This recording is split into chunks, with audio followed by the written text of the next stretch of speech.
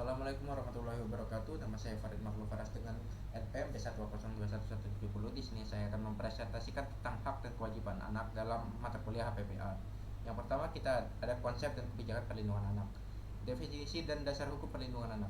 Segala kegiatan untuk menjamin dan melindungi anak dan hak-haknya agar dapat hidup, tumbuh, dan berkembang, berpartisipasi secara optimal sesuai dengan harkat dan martabat kemanusiaan, serta mendapat perlindungan diri dari kekerasan dan diskriminasi.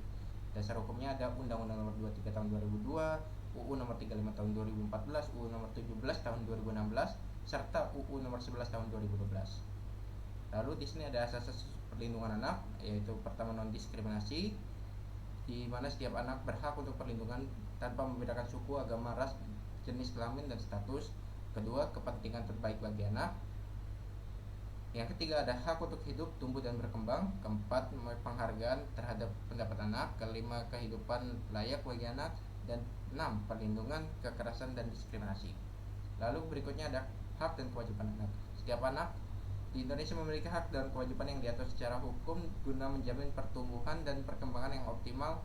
Hak-hak yang meliputi hak untuk hidup, tumbuh, dan berkembang sesuai dengan harkat dan martabat kemanusiaannya. Anak juga berhak atas perlindungan dari kekerasan, eksploitasi, diskriminasi, serta perlakuan salah lainnya.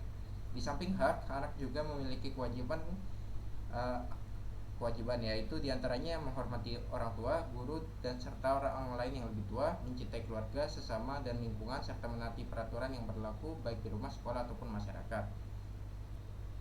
Lalu di sini ada beberapa hak-hak yang dimiliki oleh anak, yaitu yang pertama mendapat perlindungan atas hak hidup, tumbuh, dan berkembang secara wajar sesuai dengan martabat kemanusiaan, mendapat identitas diri, pengasuhan dan kasih sayang dari orang tua atau wali, mendapat pelayanan, menyatakan diri dengan pendapatnya dalam setiap hal yang menyangkut dirinya, dan lain-lain sebagainya.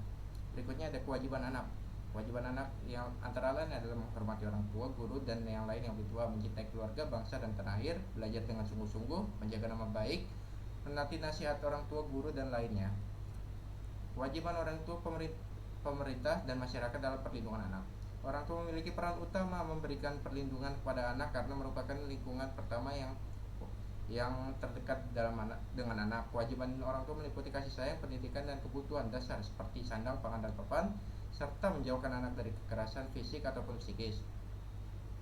Selain tugas utamanya, orang tua juga berkewajiban untuk memperhatikan perkembangan mental dan emosional anak. Mereka harus peka terhadap gejala tekanan psikologis, perundungan, atau pelecehan yang mungkin dialami oleh anak, baik di rumah maupun di luar. Orang tua juga bertanggung jawab untuk membimbing anak dalam menggunakan teknologi dan media sosial secara bijak agar tidak terpapar konten kekerasan, pornografi, atau pengaruh buruk lainnya yang dapat merusak tumbuh kembang anak. Lalu berikutnya, negara bertanggung jawab melalui peraturan kebijakan dan lembaga lainnya menjamin terpenuhinya hak anak. Negara wajib membentukkan sistem perlindungan anak yang terintegrasi melalui undang-undang, sistem peradilan khusus anak, lembaga layanan sosial.